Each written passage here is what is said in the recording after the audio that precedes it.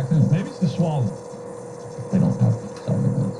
So do you dip your food in anything weird? Is there any kind of weird dipping? You're telling me things you trash guys have? pandas can't spit? Nope. Had no idea. No salivary one. How are they going to be a baseball team if they can't spit? Great point. Great points. Yeah. Wonderful. That's why we keep They them. announced that this weekend. What, trash pandas? The name of the team. I just don't know what. I don't know your benefit there. The only thing realistically that I can think of is cooling it off. It's really hot. Eat it now, and that'll get the temperature down a little. What about just blowing it? We all know it doesn't really work. The 3-year-old. Eddie, cool this off. It's gonna take a while.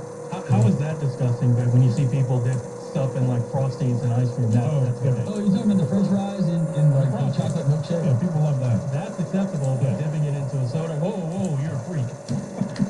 It's like eating your cereal with anything other than milk. Some people put water in their cereal. Okay, so wait a minute. So